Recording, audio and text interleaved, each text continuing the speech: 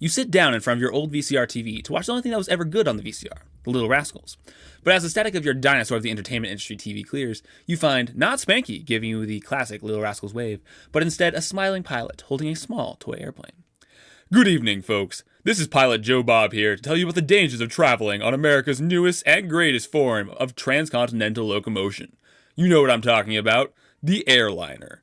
With a grin plastered to his face, he makes the toy plane fly around a little bit. However, what you may not know is while the airliner may be new on the scene of travel, the flight itself is actually remarkably safe. The real danger for the unprepared airline passenger lies before the plane ever takes off. But after this message, you won't be at risk any longer. The first thing you want to do before any aviation is to double check your baggage. Make sure you don't have any firearms, breakables, or anything you would value or find remotely useful. This is because all these items bear a high risk of being what the seasoned TSA employee would call important. The only thing worth bringing on your journey is unimportant things, and holding important things is like tempting fate by holding a large metal rod up in a lightning storm. But if you're traveling overseas, then it's all but certain every country you could dream of entering will do everything in its power to keep you from your valuables. Thus, even for extended stays, I recommend packing light. How light do you ask? Well, 7 kgs, of course. That's about 15 pounds for all you patriotic types. At this point in time, a young, innocent 12-year-old Alex approaches the pilot. "Geez, mister, I want all my toys to come with me." The pilot kneels down and puts his hand on Alex Jr.'s shoulder. "I know, Alex, but if you bring a bag full of your favorite toys, you'll just have to leave them at the airport." "Why would I have to leave them?" "Well, because if you try and get it through the scary airport security, then the men will lock you in a cell, unless, of course, you have a special number." "Aw, man, I don't need a special number. Can I get one before I leave tomorrow?" The pilot stands back up and gives Alex Jr. a few pats on the head. "You can sure try, kid, but just remember that only 25% of applicants get their number in a day. And if you don't get your number, you'll have to spend so much money to pack your favorite toys that you could buy them all twice over. Now run along and go play with those toys, okay?" And with that, the pilot shoos Alex Jr. away and turns to face the camera once again. That's the danger of the airline, folks. Now you may be wondering, what do you do if you find yourself in the same situation as Alex? You might be thinking you could just buy some extra carry-on luggage, right? Well, unfortunately, if you could do that, that would be what's been called easy and convenient, which, as we all know, the employees at TSA regard as a serious offense. But don't worry, I'm sure you'll find that 7 kg gives you ample weight, enough to pack your computer, 1 change of clothes, and at least 4 paperweights. The scene cuts, and Pilot Joe Bob is now singing in an armchair. Alright, so you've conquered the first danger of the skies. What about the second? This danger is by far the most well-known and can be devastating if you don't have the right precautions in place. The delayed flight. If, 4 hours before you fly, you are notified of a 3-hour flight delay, and especially if you are aware that delay will cause you to miss your subsequent connecting flights, there's no need to panic, mostly because your mom will panic for you. But don't worry, it's altogether likely she will call the first number labeled in your particular airline's customer service and connect you with a very nice Indian man who will help you take care of everything. Now, if you're a little suspicious at first, don't be. You can know you can trust him when he tells you that he would normally charge a name-changing fee, but he's going to waive it just for you. In fact, not only that, but he's also going to book you a new flight to your destination free of charge. There will just be a small $500 flight processing change fee. It's important to note, though, that he's getting you a totally new flight free of charge, and you won't have to pay a cent. Now that's customer service. Now Joe Bob is sitting at a desk. In fact, if you refuse to pay the $500 fee for some reason, because, it wasn't your fault, or some weird reason like that, the more doting agents are known to even lower the price to whatever you can pay. But it's important to note, they only do it because you're a student. They wouldn't do it for just anybody, and to be sure, and be sure to be polite so you can get on their good side. Finally, just remember that if you give them your credit card information and your bank declines the transaction because it looks like a scam, just ignore that message and pay them anyway. I promise it's perfectly safe. If, on the other hand, you're just a disagreeable person and you finally got it through your thick skull after the bank declined your transaction, this might indeed be a scam. Don't worry, there's hope even for someone as untrusting as you. If you rush to the airport as fast as physically possible, the helpful staff there will play ping pong with you, telling you to go back and forth between the various airline help desks, all while the number of precious minutes before your real flight leaves diminishes, like sand from the top half of an hourglass. And while the airline employees might seem incompetent, nothing could be further from the truth. They have been trained for at least 17 seconds to help people in situations just like yours. However, when they finally get your tickets, you'll be well on your way to catching your flight a whole 10 minutes before it departs, and you'll come to realize you were in good hands all along. The scene cuts again, and this time Joe Bob is walking slowly along a park path. Now, for the third and final deadly risk of the newest form of locomotion to hit the mainstream, flight gates. While it's rare, on occasion an airline might fail to print out the gate where your flight will be departing from on your ticket. In such cases, don't worry. The kind staff at your airline will always make sure to send you a text telling you exactly what gate to go to, so you can rest and have peace of mind. And so, since you know your gate is the one they sent you in the text and where you will be departing from, you feel free to relax a bit and take a load off. However, if you go to get on your flight at the gate that the text told you to be at, and the friendly flight attendant tells you this isn't your flight 10 minutes before your flight actually departs, be sure to check your text again just in case your airline gave you a new gate you're supposed to go to. If that gate's over a kilometer away, don't panic. If you sprint the whole way, you'll be able to make it with at least 4 minutes to spare before the gate to your real flight absolutely refuses to let anyone on the plane. Nothing worth losing a night of sleep over. The scene cuts back to Joe Bob in his original setting. And there you have it. You are now equipped to face the common dangers of airline travel. I'm Joe Bob, and I know you'll have a fantastic flight. Now back to the scheduled program. Moral of the story, the flight was pretty hectic. Still, I made it to New Zealand, and honestly, I found all those social situations kind of invigorating. Like, I don't know, being under a radical time crunch, having to keep calm and collected while making choices that seemed most probable to lead to my success, kind of made me feel like alive in a way. So yeah, oddly enough, there was a significant level of enjoyment that I had, especially when I succeeded, despite my situation. If I'd actually missed my flight, perhaps I would feel differently. But I'm getting ahead of myself. There's still a good amount to cover prior to my flight to New Zealand, so let's backtrack. However, side note before backtracking, intro, yes or no? I know I haven't done one in ages, but that's mostly because I've been so busy. However, since, I'm in New Zealand as I write this, it's kind of a unique situation, I thought I'd try, the good old life update email intro. However, if people don't really care, then I'll likely return it to the graveyard. Hence, I intend to gauge its importance by people who tell me they care. If keeping the intro isn't worth the inconvenience of me writing one, or the inconvenience of writing me a one-sentence email telling me, keep the intro, then it also isn't worth me spending the time to write it, because I take a decent amount of work. I would say it took 2 hours on average. That aside, after finishing the longest live email in history, and honestly that was way too long, I sincerely hope I never have a need to break that record, because man, that was crazy.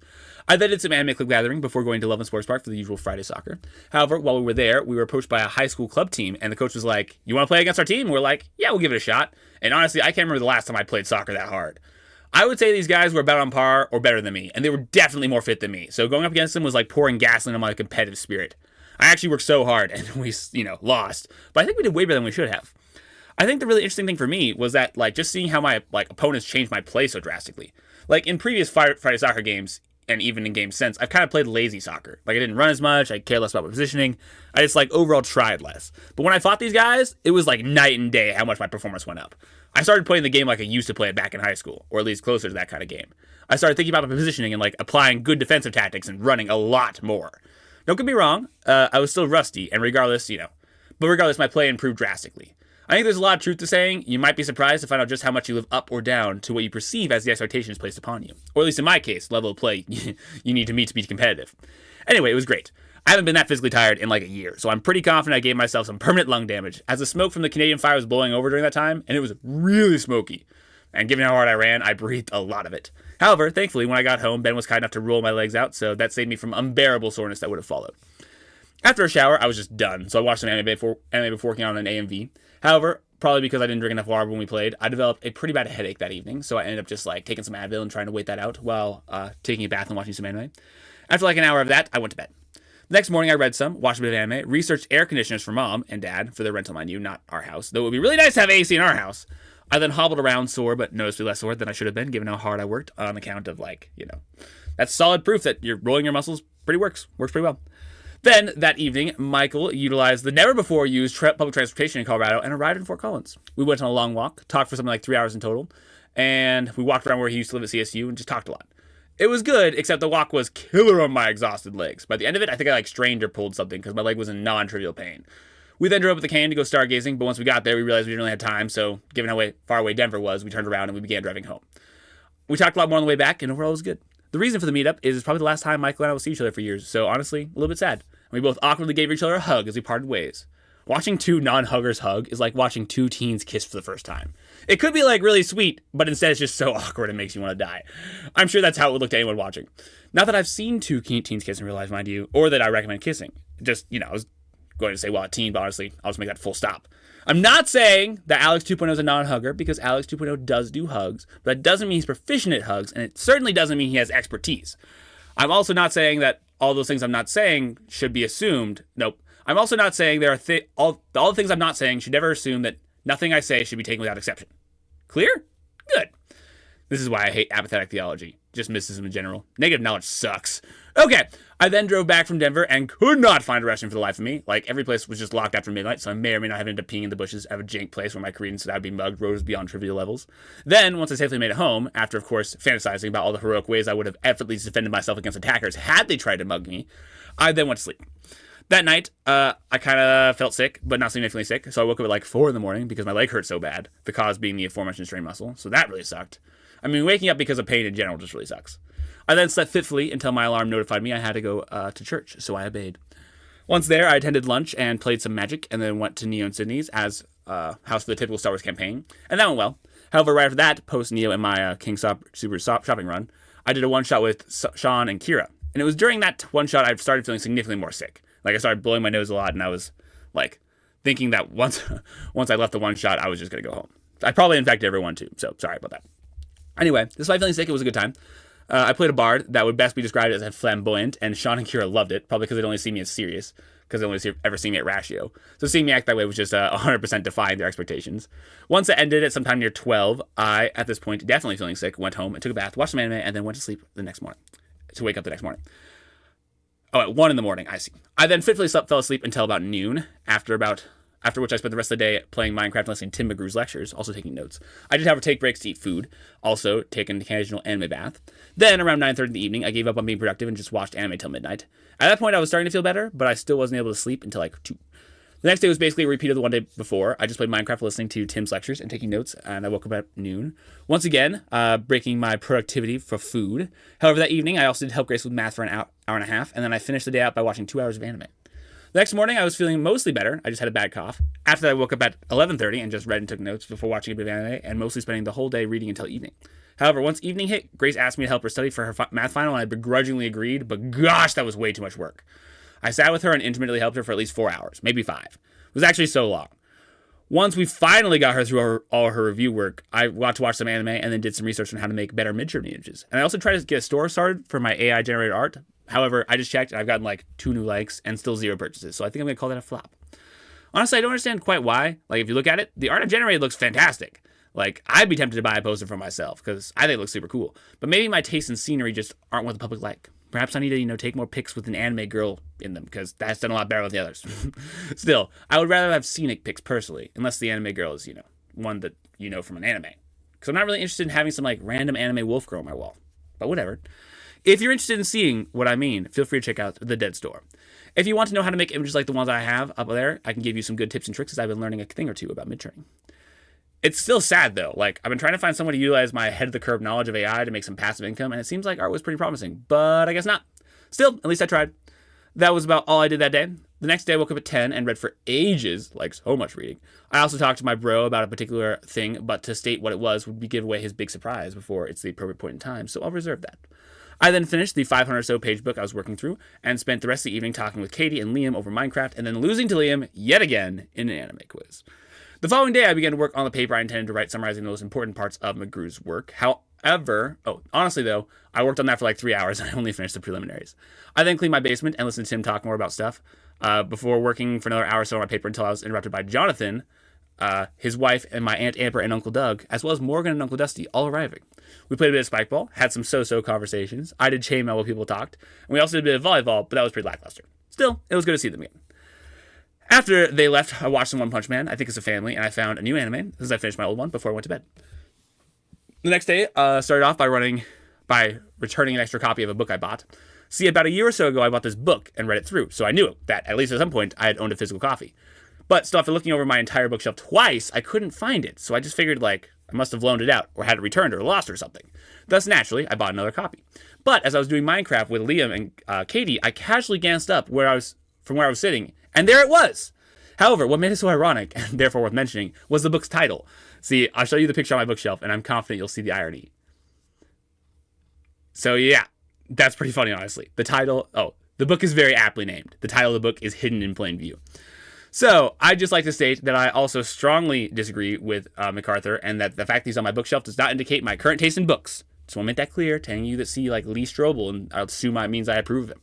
Anyway, that happened, and I got to rereading said book for the sake of my paper. However, I was interrupted by Ben showing up uninvited, but we decided since he was here, we'd hang out. So we watched a bit of Psychic K before me and him decided to take a frigid stroll through the Spring Creek. It was honestly a great time. We both listened to some music, or the same music as we went, and I really enjoyed it. I think Ben enjoyed it too. We then came to the pipe under the train tracks, and where me and my cousins used to play, and we decided that we'd all bring the guys there sometime. It's kind of like a natural water slide. Then we also found this huge series of pipes under the city. I should have taken a picture because they were massive. So we decided we wanted to come back and explore those sometime too. When we got back, Grace and Johanna were around, so we watched some Psyche K with them. And that means it's Johanna's first anime as a Psyche K, which, is kind of a big sad, but what is there to be done? And then the four of us decided we'd all go to do an escape room, and that was great. We managed to clear the room with like 2 minutes and 30 seconds left on the clock, so it was close, but we did it. I think everyone enjoyed that, even if, they didn't know. Oh, I don't know if they did. But I really like escape rooms either way. Once we got back, we watched a bit more anime, ate some food, and then Ben and Johanna headed out. I watched some anime on my own, read some more, took an anime bath, and that's what I'm going to call watching anime while I take a bath now, and a bath. I read and then learned some more about Midjourney before sleeping. I went to church the next day, played a bit of Magic, but then, because Joe was gone and Josh was around, we decided to spice it up and cook some burgers instead of our typical activities. The only thing that really impressed itself with my consciousness, though, was that, toasting burger buns makes them so much more gourmet. At least 32% more gourmet. After that, I played a game of Wingspan and did horribly. I traveled home, and not to D&D, because I think John was gone. Oh, no, wait. I'm pretty sure Neo and Sydney were sick. Wonder how that happened. And so instead, I spent 2 hours straight just recording the last life demo, and that kind of sucked. That was way too long, and I did nothing but talk. I then spent the rest of the day listening to Majesty of Reason and Pines of Aquinas while making the most of the AI-generated art you can see in my Redbubble store. The next day was Memorial Day, and thus I had a soccer game that over in Loveland, and to my surprise, almost all the people that used to play soccer showed up again, and it was a really great game. The only thing for me, though, was that I decided to wear sweatpants and a thick shirt, and it was really hot out, so I got way too hot while playing. Plus, I was still recovering from being sick, so I didn't play all that well. Still, it was cool to see everyone again, and to play some. Once I got home, John came over, and we worked on his car, and I thought we were going to have to do an oil change, but he actually didn't need it, so he had mistaken his maintenance light for his oil pressure light, so we just topped him off, and he was good to go. We then watched some Psyche K and ate, and after we went over to his house and played some Magic, which was always fun. After that, I went over to Joe's house for a squad reunion meetup, but the problem was Caleb didn't show up. So we kind of just killed time for half an hour before deciding we'd go to get dinner without him because, since he was up in the mountains, he wasn't picking up his phone. So that's a fantastic voicemail. It was beautiful. But then, right before we were seated at Olive Garden, he called us back and was like, wait, I lost track of time. I'm on my way. And thus we had to awkwardly back out at eating at Olive Garden and basically told the waiter, JK lol. And yeah, then killed more time until Caleb finally arrived. Here is a picture of us all. After that, we went to an Indian restaurant, which was really good, by the way. I don't know if it's just because I don't eat Indian food much or what, but I really like the Indian food. And then we went back to Joe's place and basically did a short recap on what happened on each of our lives since we finished the trip. Unfortunately, once that ended, Caleb had to bail. Still, the rest of us decided we would take a drive. However, during that drive, Noah and I got into an argument about the permissibility of question weaving. Oh, and Joe as well. And it turned out to be a misunderstanding of what we meant by the term. So it took us an hour to hash that out. So that was most of the drive. Overall, the reunion wasn't bad. It wasn't great. I don't know if the whole feeling felt tense or awkward or forced or what.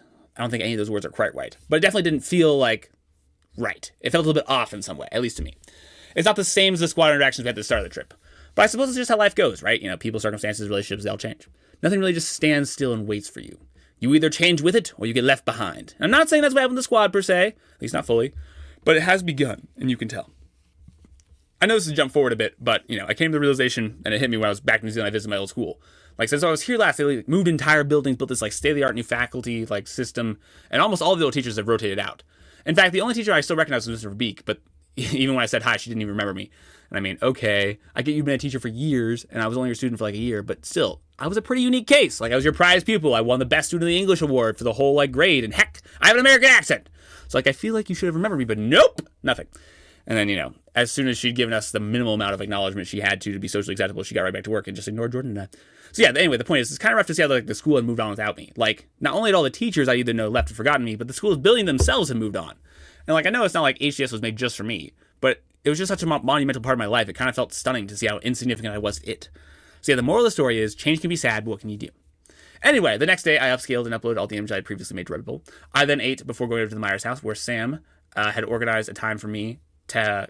me and Sam organized a time to work on my Magic the Gathering suitcase, a suitcase I'm working on transforming to hold all my MGG cards. Sam ended up doing the project with me, and honestly, that made it so much easier and a lot more fun. I also had a few moments where I couldn't do basic math, so that was a bit embarrassing. Anyway, we went the next 3 hours or so cutting up wood pieces, and then came up with a thing that looks actually really cool. When I finish this, it's going to be an epic Magic card holder. Also, I now owe Sam a Wendy's burger for his help. That's just like become my currency. Instead of Oculuses, I now deal exclusively in Wendy's burgers. As soon as Sam and I finished up cutting up the wood, I went rock climbing with Caleb and Benj and Caleb's new roommate Bram. Honestly, it was a fairly scary experience. It was outdoor rock climbing, but also pretty fun. I had to really trust the rope and the belayer, but given you can do that, it's a blast. Also, it was pretty darn impressive the stuff Benj, and Ben were able to climb. Gosh, I don't know how they did that.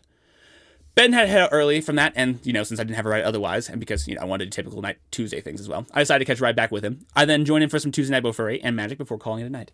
Wednesday, I woke up and made a brick patio for the rental space, because Mom and Dad wanted that done while listening to Pints of Aquinas. I then ate and took a shower, and then Ben and I went to Alley Cat to discuss the unmentionable thing. Then, I for reals cleaned my dungeon. I don't remember what I actually did when I said I cleaned my dungeon before. I then watched some anime with Grace, and then I read a bit before hanging out with Noah. We got Wendy's, and then drove up to the mountains where we ate the Wendy's and just talked. We walked around until it got dark and did a vibe session for something like an hour and a half, after which we had some more conversation. And yeah, it was really good. I feel like Noah's like a fungus. The longer you stick around him, the more he grows on you. The following day, we began our family vacation, which consisted of a fairly lengthy drive through the mountains of Colorado to the Great Sand Dunes National Park and Preserve. Apparently shortening it is impermissible by old documentary standards. And I must say I quite enjoyed that drive. First off, I just love riding the car, and I find it very relaxing, for previously discussed reasons. But second, the drive was just quite scenic, especially at certain points. Third, it was fun to just listen to music and podcasts with Mom and Dad and Grace. And then Ben drove up later because he wasn't with us for this part of the vacation. So yeah, I very much enjoyed the drive. Plus, I got to eat some sugar and junk food, which previously I had not permitted myself, as well as some good food Mom and Dad splurged on, so that was also great. So yeah, very nice part of the trip for me. However, once we reached our campsite, which was supposed to be where we discovered the ancient... Once we reached where our campsite was supposed to be, we discovered that ancient word of mouth is not the best form of site reservation, and thus we were unable to stay, as contrary to some old guy Mom talked to, you had to book ahead of time. Thus, Dad, determined not to be bested by the modern reservation system, trekked into the boonies and found a not too bad campsite by a graveyard. However, we all voted that down, as it was there wasn't any water, and we reasoned that our best alternative, a KOA, had showers at least, and that would be immeasurably nice after playing at the sand dunes. For, to quote Star Wars, I don't like sand. It's coarse, rough, and irritating, and it gets everywhere. John, that quote was for you! You better appreciate it. Thus, Dad being gracious enough to bend to the majority, a change from his modus operandi of old, I will say, and a beloved one at that, drove us to a KOA where we set up camp just before dark, and then just killed time till we went to sleep. However, I, determined to get my money's worth via hot water, decided I would try and take as long a shower as possible. And honestly, the level of enjoyment from that experience yielded was disproportionate to the level of enjoyment any quantity of hot water should be capable of producing. I think it was the first time in my life I felt at liberty, nay, justified, in taking a shower until I just didn't want to be in the shower anymore, which turned out to be an amount of time of about 45 minutes or an hour. And I just really enjoyed the experience. I'm confident I wrangled a good $10 of hot water out of that KOA, but given they charged us $50 for a night, I felt 0% guilty about it. That water was owed to me. Anyway, the next morning, I read my immunology book a bit. Remember the one I brought with me to Texas way back? That's super well done. Yeah, well, before I left, I grabbed it off the shelf because I realized I'd forgotten a ton since last time I read it, so I figured I would try and memorize the content this time around. Honestly, pretty smart play on my part, as there's quite a few moments in the camp experience where you have very, small quantities of downtime, which is perfect for reading and memorization. Then after reading some, we went over to the Great Sand Dunes National Park and Preserve, where we attempted to boards and sled down the dunes, but the experience was underwhelming. Not only is sand much thick, less slick than snow, but it also appears to be much more sandy than snow. I know, who would have thunk? And thus, wiping out in sand, of course, has sandy consequences. Plus, it's just way harder to board on sand. At least it was for me. So that was a bit of a letdown. However, Grace and I did get a few good runs in. There's a picture of us. However, that ended prematurely due to the very cold rain, so after fleeing the sand dunes and returning to the car, but not before being thoroughly soaked, mind you, we stayed in the visitor center for a good while because Mom and Dad wanted to. Thus, to kill time, we sat on what must have been the most boring documentary I ever witnessed. First, let's establish something. Documentaries are boring. End of story. Never mind, I have one exception. Sydney showed us a mockumentary, which was actually fairly interesting. But that's only because documentaries are so boring and it mocked documentaries. Thus, if documentaries weren't always boring, then mockumentaries wouldn't have been funny, and thereby they wouldn't have been the exception, and thus it only counts as the exception if there are no exceptions. For the few that understand, this is the ontological problem of evil, but for documentaries. So yeah, second, the narrator did not sound in any way abnormal. Like, at least with for realsies documentaries, the narrator has some deep voice British dude who adds like a minute amount of intrigue. But no, apparently David Attenborough could not be afforded. You can thank the great Varley for that tidbit of information, by the way. It is a well-known fact that my knowledge of famous persons is in fact negative. Take that as you may. And thus the only reason I know of this man is because William's knowledge of such persons is in fact very positive, and therefore he was able to bestow this meaningless fact upon me, and for some reason it is stuck in my brain, and I'll forever be irked by it as long as I continue to take up precious space there. However, now that I've just rambled about the name for a paragraph or so, I'm pretty confident I've given David Attenborough at least another month of free rent in my brain, and thus I'm regretting my life choices, and hence shall move on to develop new neural pathways and give him another 2 months free rent if I'm not careful. The point is, the narration was meh, and worst of all, the documentary presented next to no useful information. Like, it basically said, the Great Sand Dunes National Park and Preserve was formed by wind, somehow, experiences rain, sometimes, and has one bug that doesn't live anywhere else. What, pray tell, is the purpose of a documentary that is not even informative? I think I can confidently say it was one of the most boring things I can recall intentionally watching. But nevertheless, the family sat through all 30 minutes or so of it. So yeah, that was an experience. Let's see. Once we finally left the visitor center, we drove back to the KOA where we took showers to free our bodies of the sand that had accumulated there. We then went into Alamosa and explored around for a bit. And while overall Alamosa sucked, there was one place that was for sure worth mentioning, and that is the Sacrilegious pub. I call it sacrilegious because it was an old Catholic church and it had a lot of Catholic stuff around, like pictures of, friars on the walls. But all the drinks were called things like Unholy Water and Hail Brandy and stuff like that. But honestly, I thought that was pretty great. We all got some chai tea and just imbibed the atmosphere. Here's a picture of me living in my element. After that, we spent a bit of time in the Alamosa Library. Once we got back from that, we all sat around the fire and I narrated in various voices, chapters from my immunology book, which, given it's an immunology book, you wouldn't expect to be entertaining. But it's a very unique immunology book, and there's honestly a good bit of comedy in it, so I think Mom, Grace, and Dad actually enjoyed the experience quite a bit. However, after 3 chapters, my voice was quite dead, so I stopped. After that, Grace initiated some deep conversations, and we talked about various things. Then finally, that night, I took another super long shower before getting better sleep. I didn't get sleep I didn't get sleep that was great either night. I never sleep well while camping. That's why I don't really enjoy it much. The next day, we all drove all the way to Silverton, which was another pretty long drive, but I don't remember just how long, so that detail shall be lost to history. Unless, of course, someone really wants to look up how long it takes to drive from Alamosa to Silverton. That section of the drive was particularly well, actually. Pretty nice. On the way there, we were causally involved in the killing of a marmot, which was fairly traumatizing for Grace, and Mom and Dad also bought me 10 body armors, which I proceeded to deeply enjoy. I love those things. Once we arrived at the place we were staying at, we just kind of scooped out. That's what I said. The tiny mountain. Oh, scoped out. I see. We scoped out the tiny mountain town and then read somewhat. I read somewhat. Everyone did their own thing. And we all gathered together then to watch some Saiki-K, a comedy anime. A comedy anime together. Then Ben finally arrived, and after we got settled, he and the rest of the family watched some random YouTube videos about Silverton and Uray before we all watched some more Saiki-K together. And that was about it. We all went to bed. The next morning, the family went to this pretty cool coffee shop called the Coffee Bear, and I just read some while Mom, Ben, and Grace people watched. There's a picture of me doing that because Mom got that. Once we drove to Uray, we witnessed some very nice views before going on and getting some great burgers.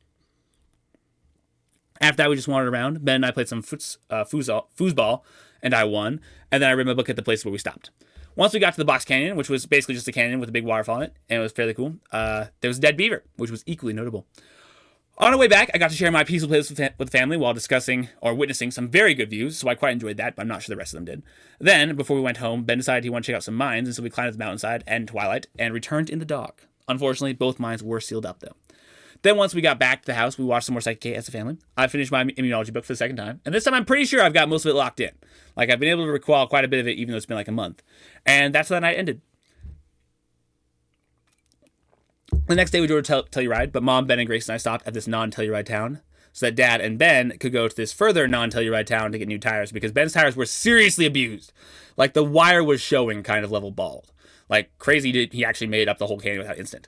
Thus, while we waited, I taught Grace how to play chess better, since neither of us had anything better to do, and then we went over to the supermarket and got some food.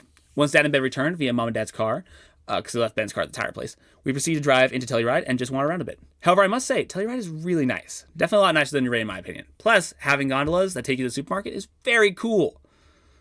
So yeah, we just saw the city sub and spent some time in a cafe, and it was great. After that, we got pizza, and then on a whim, went to see this waterfall because we, like, oh, and what we encountered was, I'm pretty confident, the best view I've ever seen. Like, it was so pretty. I have a picture so you can get a feel for what I'm talking about. But that, like, you can't catch it in a picture. Isn't that so pretty? Like, Gatorade blue water, pines mixed with aspens. The waterfall, it a 180-degree, like, mountain cliff faces. Ah, so good. It was actually just spectacular. I spent like 15 minutes looking at it in silence while Ben and Grace checked out this, like, old bridge. Because, man, no bridge could ever compare to a view like that. Also, apparently, Mom got this picture of me looking at it in silence. However, we did have to leave because some trespassing was done and we became increasingly fearful we were going to get caught. But before I move on, here's a picture of the family in front of that epic view.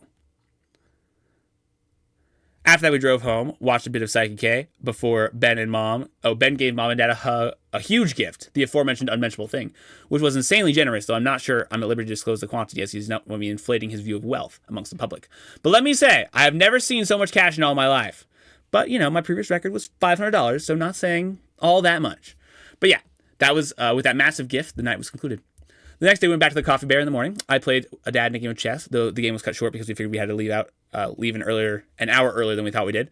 And thus, we had to rapidly vacate the premises. The rest of the day was just me driving back home, which meant a lot of instrumental music and various podcast episodes. And for me, a lot of looking out the window and staring at the scenery. Overall, it was a pretty nice drive back. Once we did make it home, I ran out of the night by working on an AMV, which I wasn't able to finish before going to bed, unfortunately. Thus, the next day I spent working on the AMV I started, after which I ate some breakfast, and then finished the AMV, which can be viewed at the following link for your convenience. After I posted that to YouTube, I then tried to put the AI art I had previously generated on this new AI marketing website, but for a reason I don't quite understand, all my images were rejected, which was a big oof. I then went over to Neo's house and witnessed a sight I thought I would never see. It was clean! See, the Bowens are not a particularly clean couple, and, you know, don't seem to mind it when things are scattered everywhere, and when trash is on the table, etc. And while, of course, I'm tolerant of such a state, it does not, you know, make me happy. It's not my preferred living state. But when I came over that day, it was the day after Sydney had finished teaching, and thus had free time, and oh my goodness, it was glorious. Stepping into that house just made me feel so free, so open, so at peace. It was beautiful. I know I may never see such a sight again, but I will cherish that day for the rest of my life. Anyway, after that, Sydney gave us twice baked potatoes to eat, which were pretty good. And I ate them while watching some anime, as is typical Wednesday night practice. And then we played some Magic until midnight. That was the whole exchange, and it was typical, but nice. The next day I spent reading. I then sorted out some New Zealand travel stuff, especially insurance, which is more challenging than I expected. I then read a bit more, played some Beat Saber, helped Mom by mowing the front and backyards. I then ate dinner and watched a bit of anime before going to the last Thursday night Minecraft call that I would attend for quite some time. I tried to get Neo, Alan, and John to join, because then we could consolidate Minecraft worlds, and thus reducing the playtime I play overall, and allowing the frankly exorbitant amount of time and effort I put into my castle in that world to take on new meaning. But so far, it looks like their interest is minimal, so that's unfortunate. Regardless, after Katie left, Liam and I did an anime competition, and for the first time ever, well, not the first time ever, mind you, but for the first time in forever, I didn't get a single point, which is a whole new level of defeat that I, frankly, would like to never experience again. Thank you very much. And although I would typically console myself after such a crushing defeat, I decided instead to be productive with my time and research cool AI tools, the most notable of which I will now bring to your attention because it has radically improved my life. There's a browsing tool called Perplexity, which you can download. It's an app, and it's basically just ChatGPT for web browsing. Currently, it's GPT 3.5, but they're starting to migrate over to GPT 3 or GPT 4, which is just better. And basically, the app does what GPT does, but it searches the internet for you and summarizes the web pages it reads and then cites it for you. Hence, its effectiveness is just great. Like, it searches like 6 web pages at a time and then uses the information you gather to answer your question concisely. It's been actually so helpful and saved me a ton of time so far. And I really think you should look into it. The only thing I've noticed is it's not like too good at giving you like place-specific data because it doesn't have access to your location. So that's a bit sad, but it's still 1,000% worth the download since it's free. Thus, for your own betterment, I entreat thee. Get Perplexity. See how that rhymes? And that means it's more memorable, and therefore increases the odds you'll actually do it. Science. The next morning, I woke fully expecting to have to exert a non-trivial amount of effort to help Neo with his oil change, but I was pleasantly surprised to discover that I was in fact wrong. Neo and Alan did the entire oil change by themselves. Thus, as you might expect, that was the OG goal of teaching Neo in the first place. But nevertheless, I was surprised that the goal was actually achieved. It made me feel a little warm and fuzzy inside. After the oil change went off without a hitch, we all went out for canes. I ate it. And then Alan and I tried to persuade Neo and Sydney to join us for soccer at Loveland Sports Park. However, for a reason still unknown to me, Neo did very much not want to play, so we were unfortunately unsuccessful. However, before we left, I got to spend a bit more time at home learning about cool AI tools. We then went to soccer later that evening, which had a way better turnout than I expected, which was great, but also it was very lightning-y, so we didn't get to play until 45 minutes after we arrived. Once we got there, the weather wasn't great, but I had a pretty good time. Caleb was there. Oh no, Cable was there, and he hadn't come to soccer in years, so that was a pretty big deal. And originally we were doing like this switch out goalie thing, but ended up being mostly me in goal, which sucked. So halfway through, Alan was kind enough to volunteer for the position. And while I was very grateful to get out of the goal, I still felt bad. But ultimately, the real culprits are the others who are unwilling to selflessly sacrifice themselves for the betterment of the whole, so shame on them. Oh, I discovered I am becoming seriously less fit, a trend I no doubt has continued during my time in New Zealand, as I've been consuming a very constant and delicious supply of dark chocolate Tim Tams combined with copious amounts of milk, but perhaps more on that later. Once soccer ended, we discovered Neo and Sydney had arrived, though they didn't join us in. They didn't join in with us. Thus, we were able to take Alan home. They were able to take Alan home. However, when I got in the car and started driving to take Benj back to James's, I realized I made a mistake. See, originally I was planning on taking Alan to soccer, and then Neo and Sydney, who were going to come separately, would drive him home. And I, already being in Loveland, would then arrive at Liam's house perfectly on time, all the wiser. However, what I neglected to anticipate that was when I offered Benj a ride, the typical Friday night procedure, that meant I was his only mode of transportation. And while normally that works out, in this particular case, that was completely antithetical to my entire scheme and plot. And therefore, everything was thwarted. Thus, I had to drop off Benj to the Jameses and ended up being like an hour late to Liam's house due to circumstances beyond my immediate control. But within my remote control. So yeah, once I finally got to Liam's house, I took a quick shower in Liam's mega jank shower, and then accompanied Alan and Liam at Chili's, where we spoke about numerous things and ate a lot of chips and queso. We then returned to talk about more numerous things. See, Alan is very good at interesting medium talk. And I say medium talk, so it's not small talk per se, but it's also not big talk. Like, it matters, but it doesn't really matter, unless it's probably just like the right blend for most people. But, as we all know, I am not most people. Thus, I was vaguely dissatisfied, though not wholeheartedly, so, I understood the occasion warranted it. Still, it's been absolutely ages since Alan and I had a good conversation, so I just really wanted that to happen again. Once I got home, I made sure my wizard costume for the Renaissance Fair was in order, and then I got to sleep at 1:30 in the morning. So, the day of the Renaissance Festival had arrived. Prior to this point, I had never been to a Renaissance Festival, so it was definitely an experience, an exciting one at that. For quite a long time, I thought cosplaying could be really fun, but this was the first time that it seemed like it would be socially acceptable, so the prospect of doing such an opportunity was tantalizing. Thus, to get into character, I left my phone at home, which resulted in me not knowing where everyone was going. And so when I arrived at the spot I thought we were meeting, I had to drive back home and get my phone, only to arrive at the designated Wendy's late. However, John was even more late than me, so my lateness was trivial. Now, before we entered the Wendy's, we had all agreed that we would order in character, which was Sydney's idea, might I say. But when the time actually came, and I was ordering in character, the odd and somewhat disapproving look of the Wendy's staff shattered my compatriots' resolve, and thus I was the only one that really ordered in character at all. Hence, I feel betrayed. Plus, also for the sake of being in character, and, playing my cards right, I paid in real silver, because, you can buy a meal for silver, and that way my silver functions like a tip for the staff putting up with us. However, since I said it was real silver in character, I'm pretty sure they didn't realize it was actually real silver. Especially since I gave them a silver quarter, like it's still an American coin. So they probably just thought I gave them old-looking quarters. And the thought of them, considering the quarters just genuinely normal quarters hurts my soul. Because I couldn't bear to live in a reality where people thought that silver quarters were just normal quarters. And I'm going to assume they realized that the coins I gave them were real silver and just be retroactively grateful. That's what I choose to believe. No amount of evidence can convince me otherwise. So yeah, after we got our food in full regalia, even if the others did not live up to their sworn oath, I kept my Thales act up as long as possible until effectively my throat failed me. See, Thales' voice is not throat-friendly, in general, but perhaps more significantly, I was recovering from a bad cough, and thus my throat was already run ragged, so keeping up Thales became increasingly difficult as the day wore on. Nevertheless, I persevered. Once we got back to the Renaissance Fair, I immediately picked up our quest, which we paid extra for, but unfortunately was not a quest at all, but rather an advertising ploy. The quest, quote-unquote, was to visit every stall, not to solve a puzzle or anything like that. So that was rather disappointing. But aside from that, I was overall fairly impressed. First, there were many nerds willing to debase themselves with outlandish costumes in Fort Collins. And second, the sheer size of the Renaissance Fair was large. Honestly, it was pretty massive. Though kind of average, I hear, for Renaissance fairs. Regardless, we wandered around, and I think I saw every stall by the time the day was over. John and I went halvesies on this super potent burn your throat drink, which I wanted because it made speaking as Thales bearable, and John wanted because of reasons God only knows.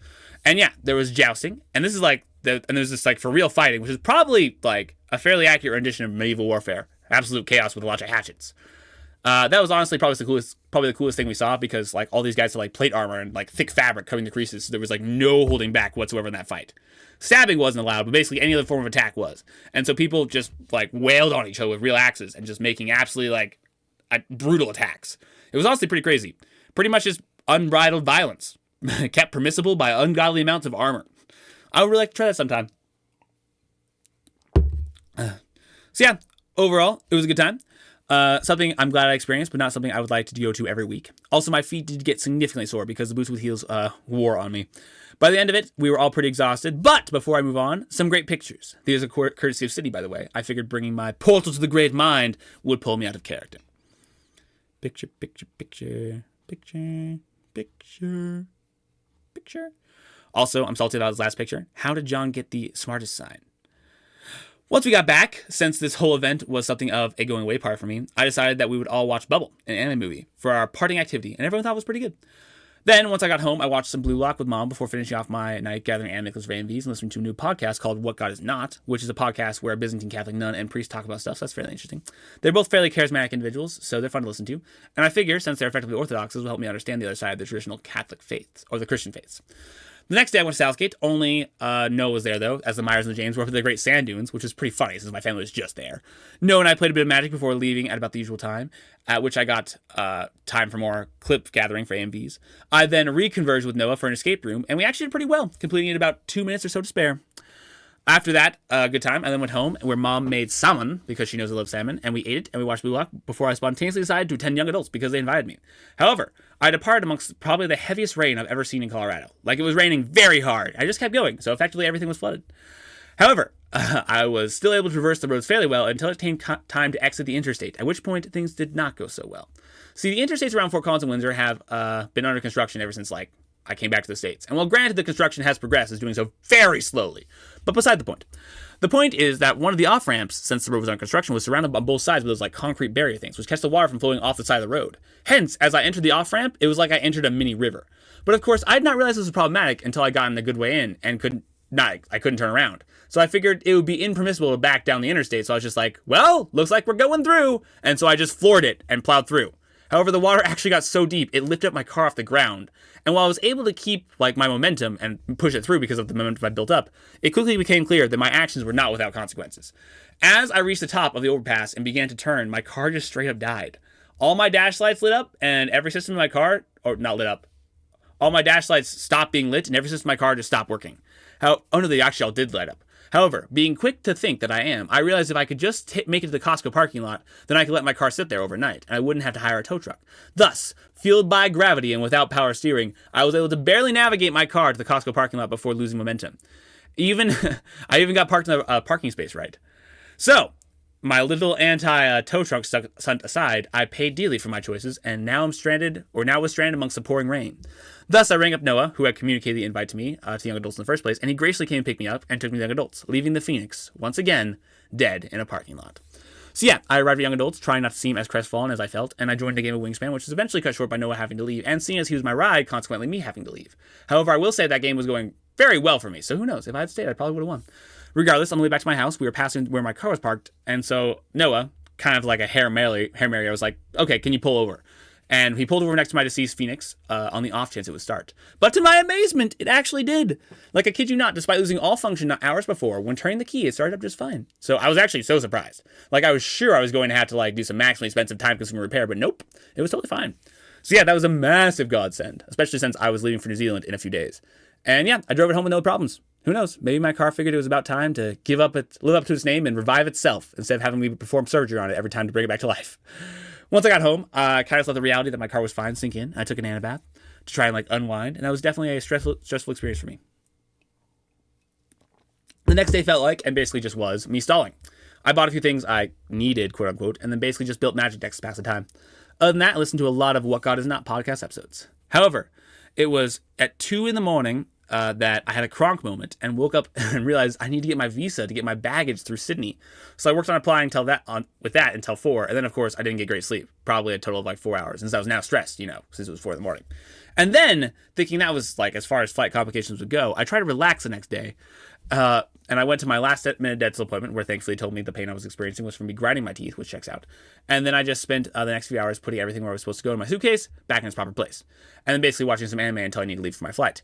However, it was a little before I was supposed to leave that I got 3 successive emails telling me my flight had been delayed a total of 3 hours, which would make me miss my connecting flight. So Mom dialed up an Indian dude who almost got my money, and then I made it to the airport barely on time, barely made it to my flight, and spent all my time in Los Angeles airport trying to see if I would even be able to get to Sydney and leave, And then, got really close to missing my flight to New Zealand.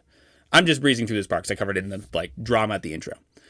But once I got the 16-hour flight to New Zealand, I was able to, once I got on the 16-hour flight to New Zealand, I was able to calm myself down a bit because even, if I was going to be in prison for breaching Australian borders, there was nothing I could do about it now. Hence, I spent the 16 hours of my flight watching anime that I downloaded and intermittent sleeping. I couldn't watch all the movies on the plane because the TV required an aux cord and I didn't have an aux cord headphones. But it looked as though I looked at all the movies and none of them looked interesting anyway.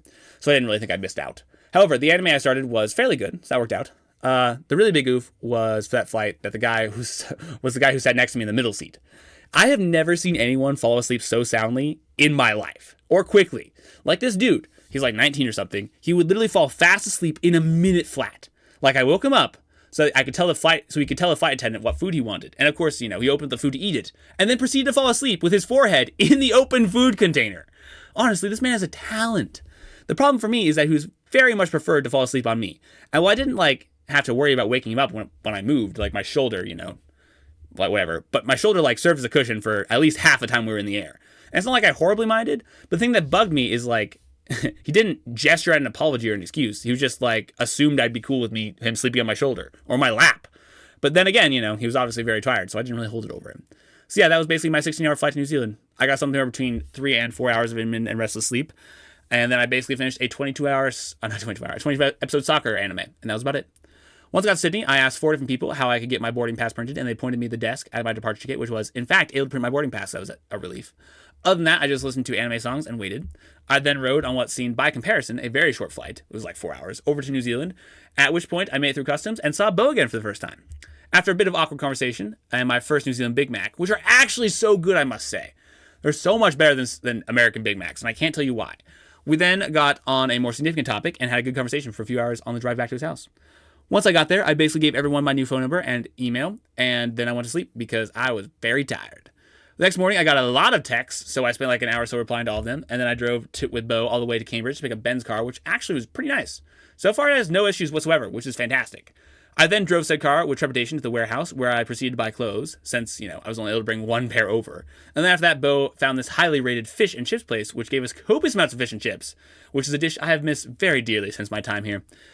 At that place, I'm pretty sure the people recognized Bo because they were whispering about a celebrity, and this dude told us, "Welcome to New Zealand," as we left the shop, and thus he assumed we were new here. But of course, that could have been just by my American accent. Not like any of that's really important, but it was mildly interesting.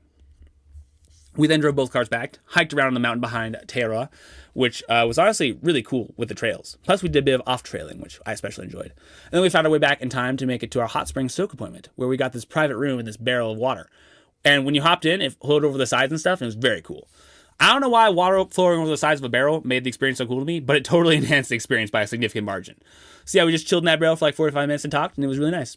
One thing that I especially appreciated is that the taps, you could change the temperature. So it honestly makes the experience way more enjoyable because I wasn't roasting for 45 minutes. So yeah, I quite enjoyed that, honestly. Here's a picture of the barrel. After we finished that, Bo and I just watched some anime together. Turned out to be a pretty sketchy anime, so word of advice, don't just pick up an anime that looks interesting and doesn't have a parent's guide. But since it hadn't gotten sketch yet, it was a good experience. And with that, we just went to bed and got to sleep at 9 or so in the morning. Or something absolutely absurdly early. Oh, 9 or so in the afternoon. Got you. 9 or so in the evening. Or something absurdly early. For me at least, because I was just pretty tired from jet lag. The next day I woke up, had breakfast. Aunt Heike made me breakfast of all the mornings I was there, by the way. I forgot to mention that. And then I just went out and visited all the op/thrift stores in search of an inflatable mattress. See, originally I was looking for wheeled things, but I switched over to an inflatable mattress as there was a notable absence of wheeled things. Also, this is where Uncle Dave and Aunt Heike live. Boop. Also this. That house right next to theirs? That's just great. Anyway, why, might you ask, was I searching for an inflatable mattress? Well, because of this, of course. It's like a channel. I saw this channel as I was exploring the day before. It has water in it, and I knew I just had to go down it. And it goes to the whole town too, so perfect rafting down. So after a while, I found an inflatable air mattress, bought it for $10, and found out why it was at an op shop. aka it had a hole in it. So I patched the hole with super glue and spent 45 minutes inflating it by a lung/foot pump that did not fit so well, so our best duct tape efforts were used to put the power on. To put it on. And then once we inflated that with air, we took it to the channel. The problem was the water level wasn't quite high enough for my idea to work. Hence we ended up kind of hopping on it where we went down the slope part, but then would eventually get stuck on the flatter part. However, the more times we tried it, the better we got, and eventually we were able to go pretty far. So, that was good. Uncle Dave got some pictures of us, so I'll put those in there.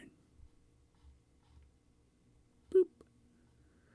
So yeah, we got cold and wet, but it was a great time. Eventually, the mattress developed a second significant hole, and that ended up taking us out of commission. However, even after we did that, we came back and boogie boarded down a few times, which actually worked surprisingly well. But I could tell Bo and Zach were getting tired, so I called it.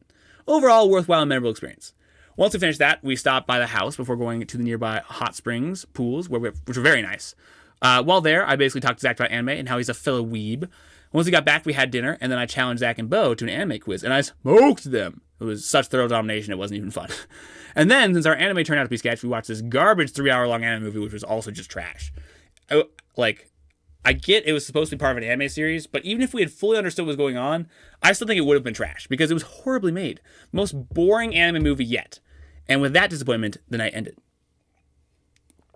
The next morning, I woke up, did some stuff on my computer, listened to Uncle Dave's conspiracy theories for a little over an hour, and then I went to this nice cafe with Bo, and we walked around, and we drank smoothies as we talked. And that was nice. We then went back to the house, and I sat down, ready to learn how to become an immensely famous and popular YouTuber, but then Bo's basically had nothing to tell me, so that was unfortunate. If anyone knows how to become effortlessly rich, give me a call. After the failed YouTube lesson, I decided it was time to get on the road, and so I journeyed to the city of my youth, Hamilton. Honestly, I was quite surprised by how much things were the same. There was literally no perceptible changes except for a new highway bridge by Hamilton Gardens. But overall, basically exactly the same. Thus, I found the McDonald's I used to go to and ordered double Big Macs. Yep, they make double Big Macs over here. I know, epic, right? I then went shopping for food and other supplies before going to Jordan's house at Chartwell. There was this little awkwardness barrier seeing him as I walked in, because we hadn't seen each other. But then it was just like we saw each other yesterday after that, and it was really cool. After Jordan showed me the room I'd be staying in and the house, we then drove over to the bird park. I don't know exactly what the park is called, but it has this cage full of budgie birds in the middle of it, so I call it the bird park. We then walked around that and talked. And man, I got some serious nostalgia hits doing that, because I used to come to this park all the time back to write when I was crafting my second novel. So yeah, that was really nice. Eventually, our wandering led us across the river, and we decided to spontaneously do an escape room, and that was great. We did way better, just the two of us, than every other group that tried the room that day. And the only reason we didn't make it further was because the dumb Raven's accent. There were 6 phrases this Raven said, and you had to put them in the right order to solve the puzzle. But because of the accent, we thought he said endeavors. Rather, what he actually said was and others. And of course, we knew something was off because our interpretation left us with 4 verbs and 2 nouns. But we couldn't for the life of us figure out what else it might be saying. And so we lost a lot of time on that puzzle before we were asked for a hint. Both Jordan and I were very resistant to asking for hints. And nevertheless, we did pretty well. And it was a pretty good room, though. Plus, escape rooms over here are like half the price of the rooms in the States, so I've kind of been on an escape room binge as of late. But more on that later. Anyway, once we finished, we wandered around a bit more and decided to make our way back, and we grabbed pizza. We then settled down to watch Fate Unlimited Blade Works, but Julia, Jordan's girlfriend, called Jordan, so we didn't get to be on the first episode. So yeah, that was sad, but such are relationship duties, I suppose. After that, I went to sleep. The next morning, I had breakfast and worked on booking different tickets for my return trip so that I could take the suitcase back. And then, once I got that done, I decided to compulsively vacuum Jordan's house for the next 2 hours while listening to What God Is Not.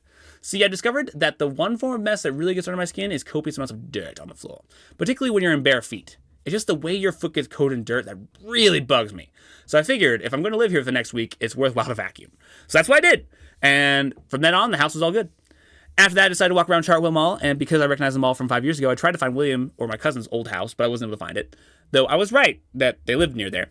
I then drove to Kmart and got tailed by a New Zealand police officer for the first time, which was nerve-wracking, but without incident nonetheless.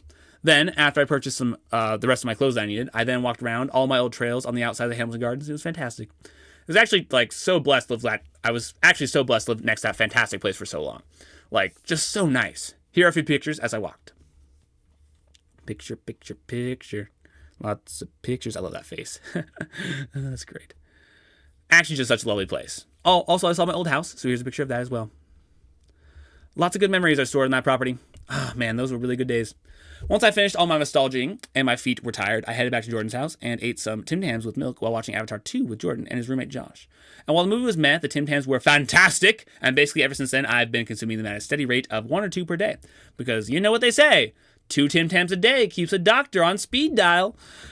After we finished that lengthy movie experience, I then worked on booking myself a hotel room, and I also wrote this intro into the Life of email. The next morning was more scheduling work. Apparently, if you request a visa while in another country, they require you to come in and give them your biometrics, so I scheduled that hassle. I then spontaneously agreed to go for a 9-hour card with Elkan, and right before that, dropped by Glenn and Mag's place to see if they would be willing to let me stay in their place. It was weird seeing Philip all grow up, by the way. I've got to say, he seems to have turned out quite well.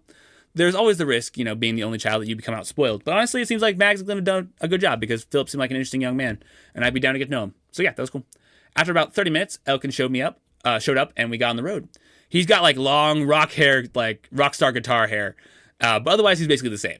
We left at like 1:30 and ended up getting back at like 2:30 in the morning, so got a lot of good conversations in, and it was a really good catch-up.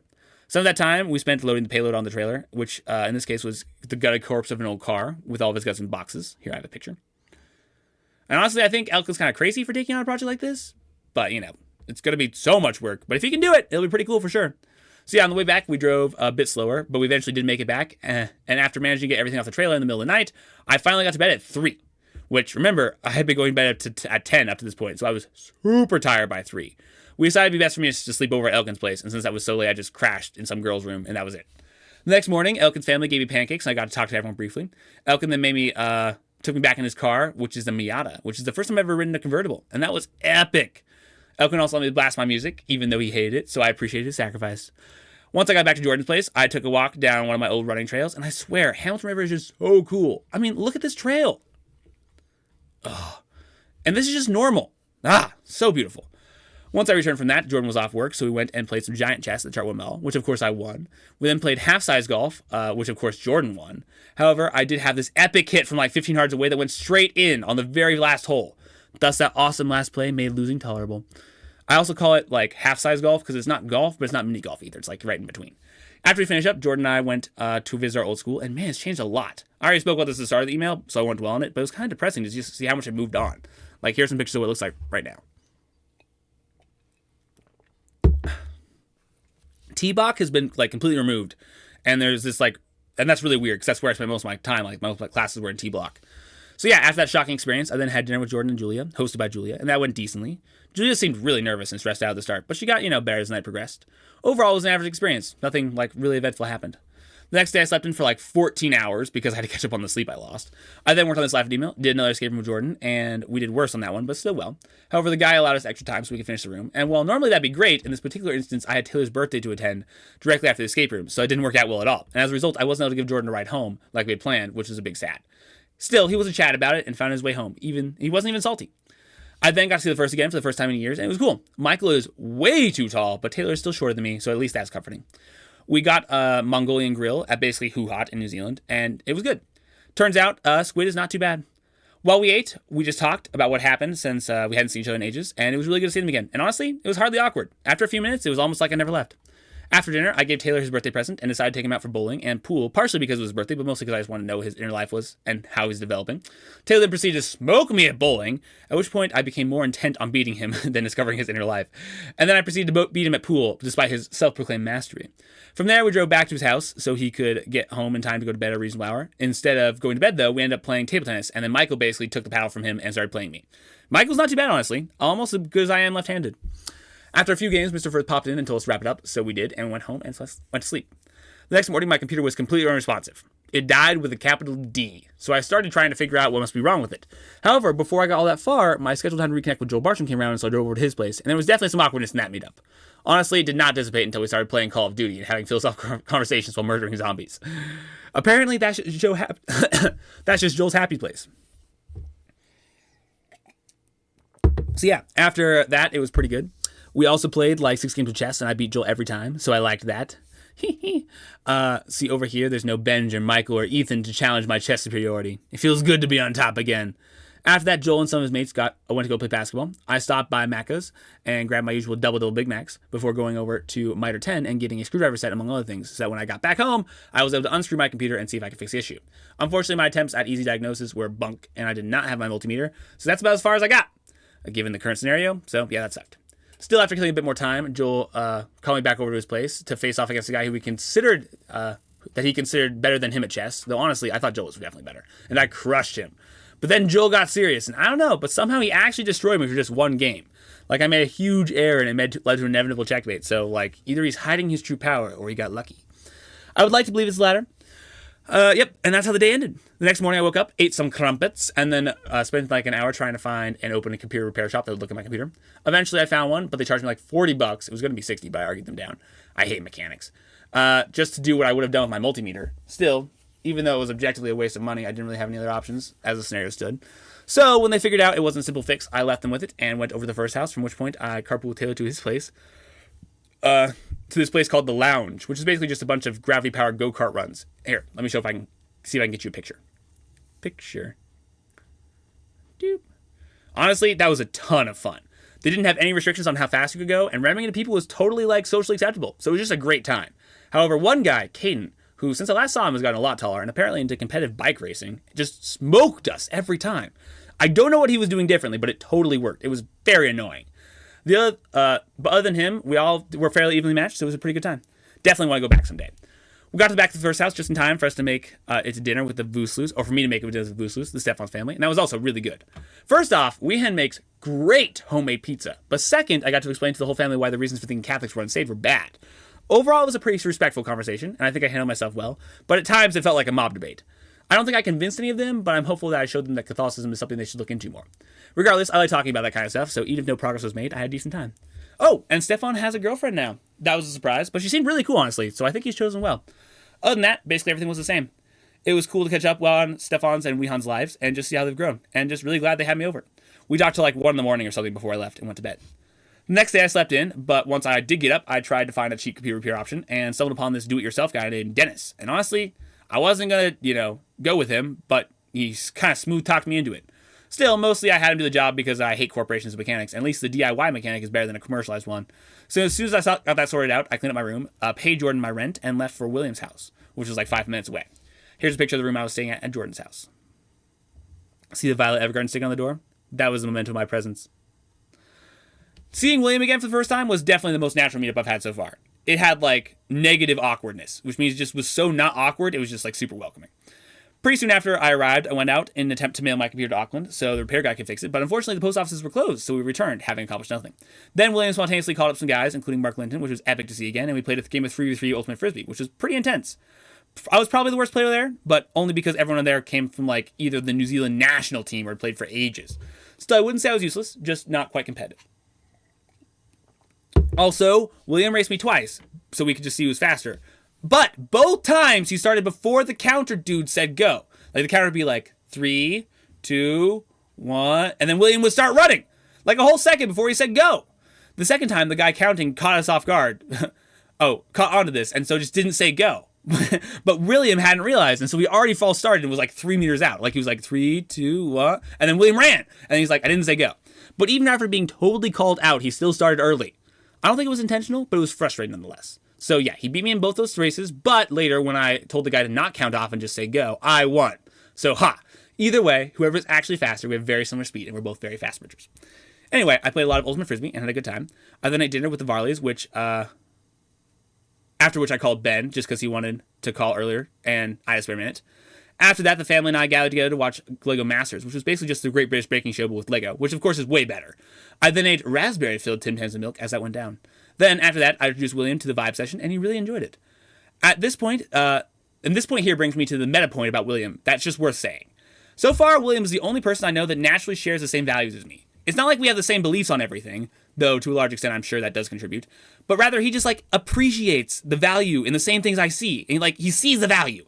It's like the vibe session, right? The vast majority of people just don't understand why it's valuable, like spending your time listening to great instrumental music, doing introspection. But unlike most people, William just gets it. He gets the quality of the music and sees why it's so great, and he understands the value of stopping to think and pray about things that you're like on your mind. He appreciates the beauty of a quiet moment. I don't have to like coerce him or convince him to do the things I value. He just sees why they're valuable. He just recognizes it the same way I do. And man, that's just so nice. I have a self-serving theory that the people who can't see the value in things I see is because they're like mentally unhealthy. But I recognize, of course, I'm biased to that conclusion. So I'm willing to say it might be otherwise. It might be a temperament, personality thing. But whatever the case, there are numerous like causes or cases in the last like few weeks I spent with William where he's just made evident to me that he gets it. He doesn't just tolerate the things I value. He genuinely values them too. And man, it's just been so refreshing. Okay, there is one notable exception that's worth mentioning, and that's what I'll call nonsense talk. See, this is an odd phenomenon I find myself doing, and according to William, apparently Ben does it too, so perhaps it's like some common cause of this behavior. But I manifest this behavior when I'm really comfortable around a person, and there's nothing that is really happening. I'll basically just start saying things I read or engaging in largely meaningless banter, and it has this hint of like sense, but it's largely nonsensical. And while like Joe, Noah, and even Neo are willing to reciprocate the nonsense talk, William was just not having it. However, whenever I start, he's just like, yeah, or and basically doesn't respond. And to be fair, I don't really have a reason why I value nonsense talk, so it makes sense he doesn't value it. But that's been the only notable counter case. So all that to say, I'm pretty convinced that if the human race were classified as a family, then William and I would not only be the same genius, but in fact the same species. We just see the world in a very similar way. It's just that I'm 3 years further along the path than he is. Still, his innate characteristics make him the strongest candidate I've yet encountered for an S-tier friendship, though we'll have to see how he develops in the coming years. Even if he doesn't end up taking the S-tier slot, I deeply enjoyed him. So yeah, after that vibe session over at Hamilton Gardens by the graveyard, we headed home and slept. The next day, I went to the post office, got a box, came back, William handed me an old blanket to use as packing material, and then I returned to the post office and shipped my computer to Dennis. Then William and I went over to Hamilton Gardens, which was definitely a blast in the past. Plus, there were also some really cool new gardens. The picturesque and surrealist gardens in particular, I found very impressive. Apparently, at some point, very soon, they're going to start changing the way you enter the gardens, so I'm glad I made it before that was implemented. After the gardens, we went over to the Chartwell Mall. I beat William in a game of giant chess, and then, because I'd lost my sunglasses, we played Frisbee. When we played Frisbee, I gave William the right to pick up my next pair. And the ones he picked out looked garbage, but of course, I should have expected that. So, I've been going around wearing these, grandma aviator combo glasses. They actually look so bad. Whenever it's sunny, I've just been like, this is humbling. Once we got home, I made ground beef while starting on the Catholic Talks, aka we got through a good chunk of Catholic Talk Part 1, which for once, I forgot to record. Once again, I forgot to record. The fact that I keep forgetting this is really starting to bug me. After that, we went to a very fancy dinner place with Glenn and Mags as a thank you for letting me stay in their unit. It was one of those, classic, the more you pay, the less you get kind of places, but I will say, it was very good. That small chunk of pork tasted spectacular, as did mac and cheese. Oh, also dessert. Very good. Other than that, the event was mostly just a lot of polite small talk. Pretty average.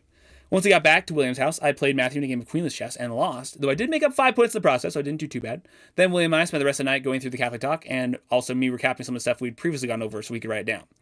The following morning after breakfast, we started out on our drive to Blue Springs, which took about an hour and a half. And once we got there, we had a mock debate where we walked along the trail. Okay, before I get into that, for those of you that haven't seen the Blue Spring, it's so pretty, crystal clear water with flowing algae stuff. So cool. I think I have a picture or two. How cool is that? Anyway, aside from that, I decided I would give something new a try as far as teaching technique goes, because William has a really good fluid intelligence, probably as good as mine. And so I figured if I just played the opposite side, he'd be able to figure out how to overcome my arguments, and he totally exceeded my expectations. The tactic worked really well, and he was super good at coming up with really good answers to my objections. And honestly, I was pretty impressed. However, it did seem to be pretty tiring for him, which is, super understandable. My hope is that since he had to figure out the answers himself, and he wasn't told them, he'll remember them better. But we'll see if that's the case.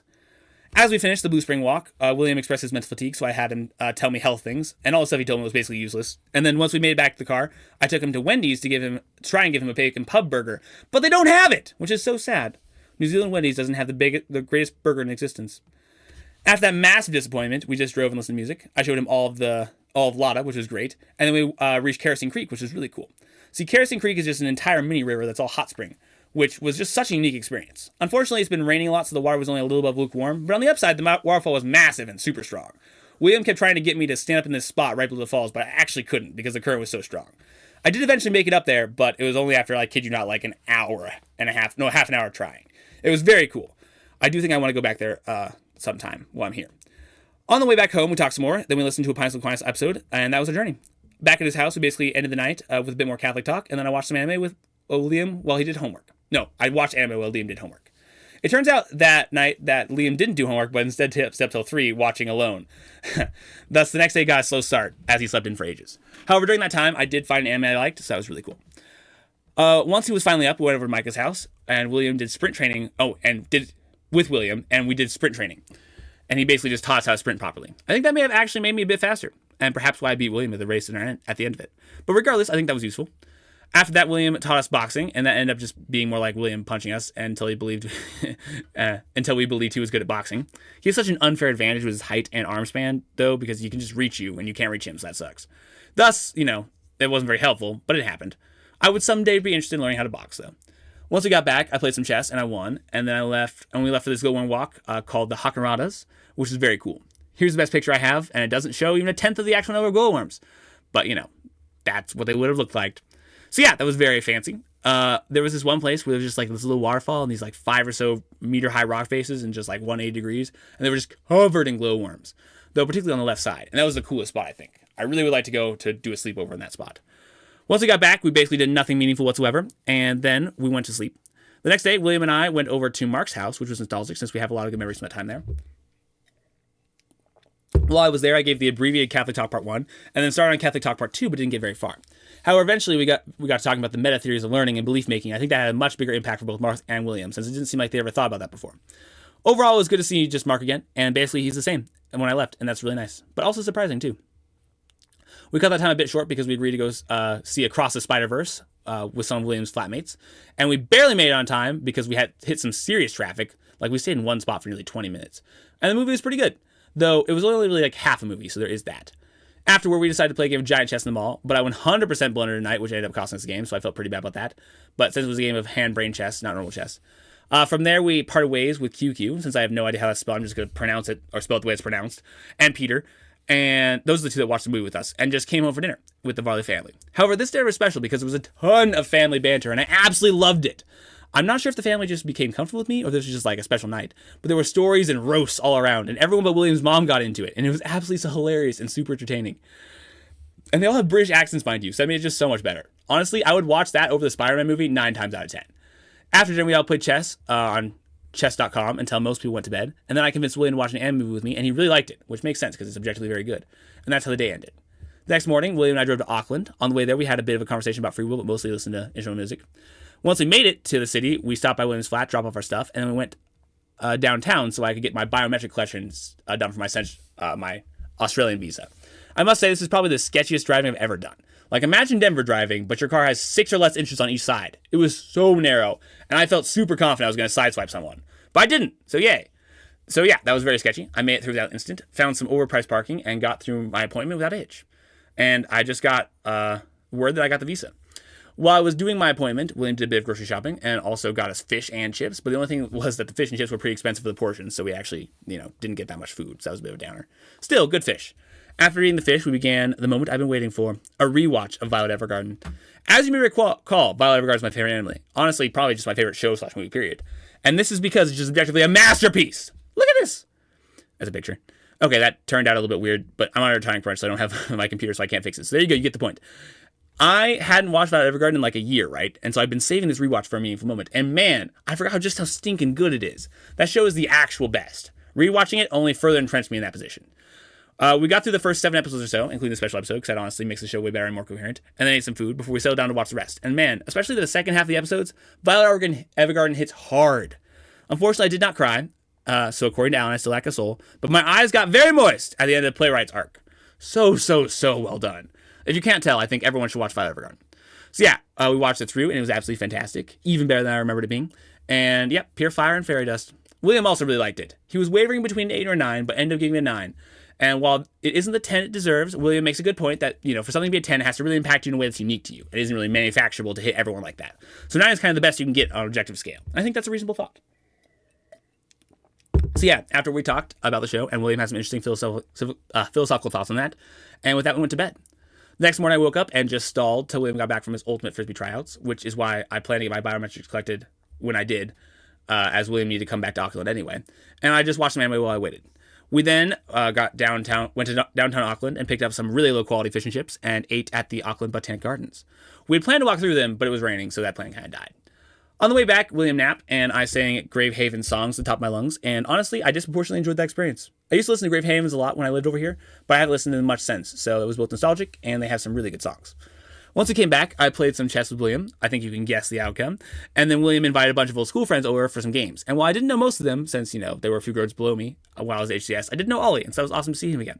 However, before I got to talk to him, William's flatmate QQ and I engaged in a very, very close game of chess. Definitely the hardest I've had to play or think for a game of chess in quite some time, but I barely pulled off a win. It was a very hard-fought win, I must say. After that, we did reverse charades, where the thing to be named had to be guessed by one person while the rest of us acted out, and actually that was pretty fun. And then I talked with Ollie and QQ for ages. I talked with Ollie about computer stuff and tech, since we're both into that, and then we found out that QQ is a weeb, so we just talked about various animes for like 2 hours.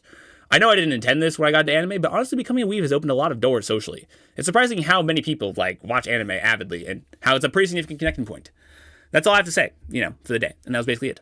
The next morning I joined William's family for church, and it was honestly super average. Nothing really notable. However, I did take communion for the first time in like a year, and honestly I kind of regret doing so. It's probably sinful.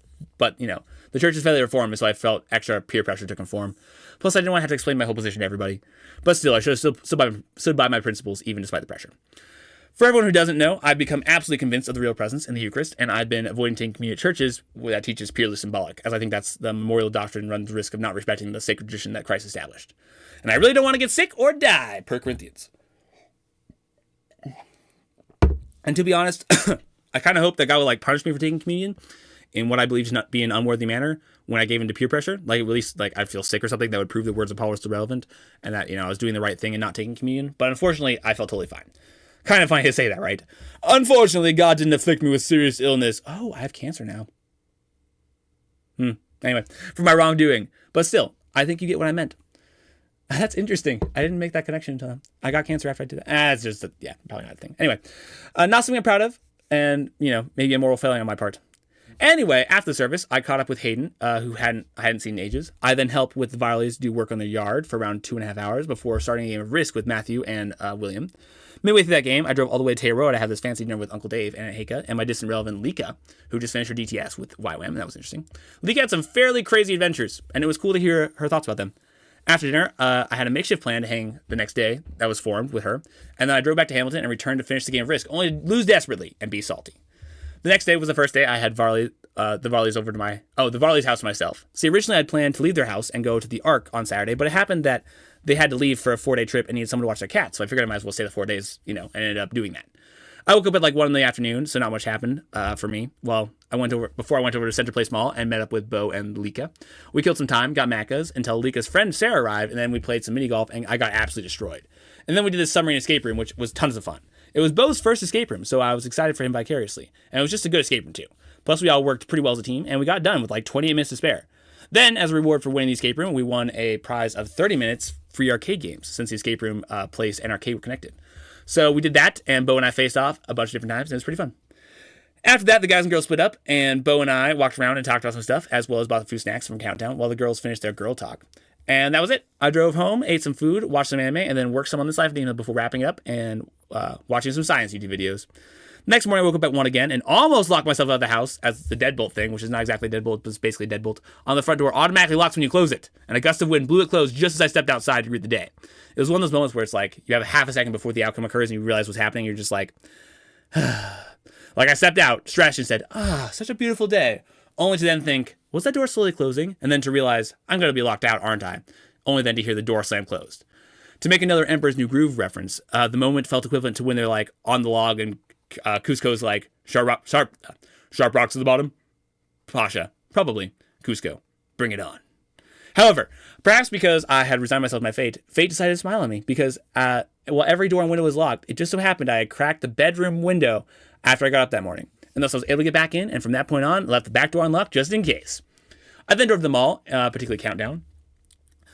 But I think I may have almost hit a lady in the process because when I went to turn, a car was heading right toward me, and so I had to swerve as not hit it. And then I checked my rearview mirror, and there was this lady that seemed quite angry at me. Regardless, I then bought some groceries and some Tim Tams and some milk, the true staples of life, and came back and worked on memorizing history philosophy some. Worked on this Life of Day meal, ate some food, memorized history philosophy, more Life of Day work, and then ended up the night with some more YouTube videos again. That was the first day since I got here that I didn't have to meet anyone, and honestly, it was a really weird time for it to be so quiet. Kind of threw me off my game. The next morning, I woke up at 8 because I had forgotten so much sleep the previous nights that I was enough of this. I'm going to get up in the morning. And most of the day was spent working on memorizing history philosophy, as well as working on this Life Update email. That evening, I did go over to Ollie's house and catch up, and that was good. He's doing well. Once I got back home from that, I slacked off some and watched some anime instead of being productive. And then, as for yesterday, it was mostly just a lot of the same. I worked on Life Update philosophy memorization, anime, and that was it. However, Elkan, Hayden, and I were all planning on visiting the Journey since it was their last day, but the leader turned us down, saying it ruins the atmosphere, which, okay, I understand, but that's just unfair. Every one of the journeys I went on, people showed up, and they weren't part of the actual group, so the band was just, not consistent. Anyway, Taylor and I decided to hang out on that night, because it was, just on a whim, and we walked around looking at some mag glowworms before we stargazing with my peaceful playlist. Taylor has an epic speaker, so that definitely made it better. And then when that ended, I just got home and watched some anime. Finally, as for today, I spent the day trying to tidy up some of the Varley's places for their return.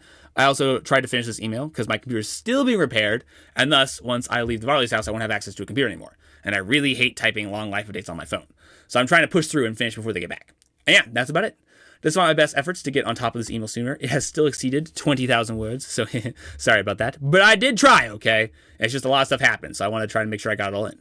I'm 2% sure this will be the last time, though, so you can take solace in that. All right, that's all I got for you. Thank you for making it through this behemoth of an email.